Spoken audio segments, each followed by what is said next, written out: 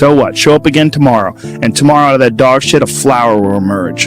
You never know, and that's the only way to develop real. And you understood that you don't need to go back to that mistake again. These things in life are not easy for me. You look to your left, and you look to your right, and you start to judge yourself off other people. I'm a winner. I'm going to win. You're born with a gift. It's not that then you get good at something along the way. What you're good at, you don't take for granted. You don't betray it. What if you do? Betray your gift? And you betray yourself. For far too long, you've been holding yourself back. This is time for you. To walk with purpose, it's time for you. To walk into your gift. Like, to really develop your potential 100% in anything, whether it's as an author or even as a martial artist. There's a lot of creativity in martial arts. To be a great striker, you have to be creative because you have to develop patterns or execute patterns that aren't going to be perceived. This idea that life is hard, something you're supposed to shield from them, it's so silly. And, I've had this conversation with my friends because, so we put our kids in these good schools, we live in these nice neighborhoods, everybody eats healthy, and there's no fucking domestic violence, and everybody seems, it's so different than all of our lives. And we were talking about it. Me and Brian Callen were actually talking about it. And yes, sometimes you may make the same mistakes. But those mistakes can be even more crucial in your life. And this is why you must continue to push forward and get rid of the things that are not making you better. The battle continue. Carry on. Be productive. Be powerful. And from the bottom of my heart, conduct your business. Lights, camera, action. How much action do you have flowing through your veins right now? And they're all interesting, but I don't want my kids to be boring, but I also want them to be safe. So it's like, how do you approach that? I mean, I think you get involved. This is what I've chosen to do, is get my kids involved in martial arts and give them the opportunity to pursue difficult things, and understanding that through pursuing these difficult things, like in accomplishing stuff, like you learn something about yourself. You learn that you have this ability inside of you to overcome.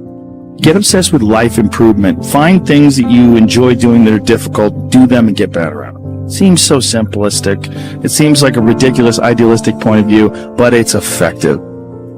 Well, you need some amount of pride and some amount of ego to get good at things in the first place, because it's such a counterintuitive notion, because you have to have a belief in yourself. You have to be able, like when you start out at jiu-jitsu, you're a white belt. Like, I remember being a white belt and being like, oh. How far are you willing to push yourself? Or are you the type of person that likes to sell wolf tickets? Like to fake the funk? Pretending you're doing something when you're really not?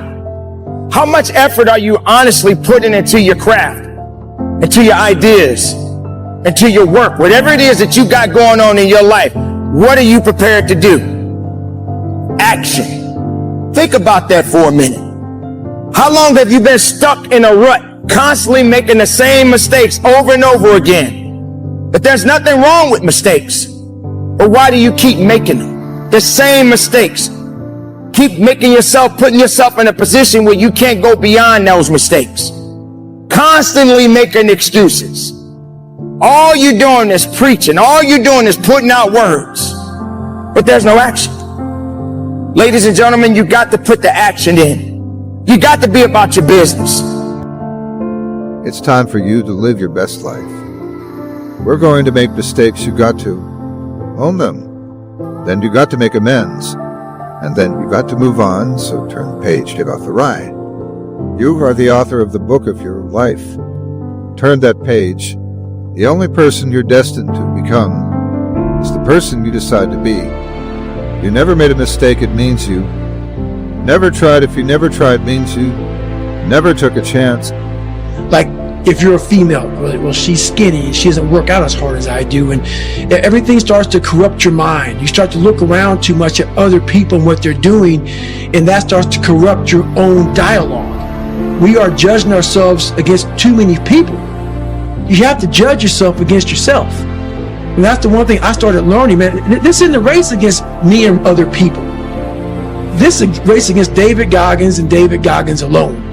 And once you can silence all that bullshit, all the outside interference and things that are attracting your mind to everything, you can then start to grow and realizing I'm stressed out for no reason.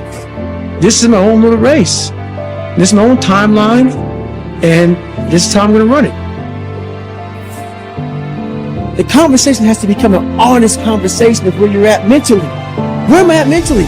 If you never took a chance, you never believed in yourself. You never had faith. You need faith, you need to believe in yourself. It doesn't matter how many times you fail. What matters is you keep getting up every day and trying again. And that's what really is important. Knowing that you know each day you have an opportunity to change, but I want to give you a new word for change. And that word is evolution. A new word. Going to evolve or inspire, see everything. What you believe you deserve, and you're allowing it to happen. And I'm going to challenge you today to stop that. Stop allowing it and know that you deserve better. And so we're going to talk about something very ironic today that doesn't seem connected to it, but it's absolutely connected to it. And that's ego.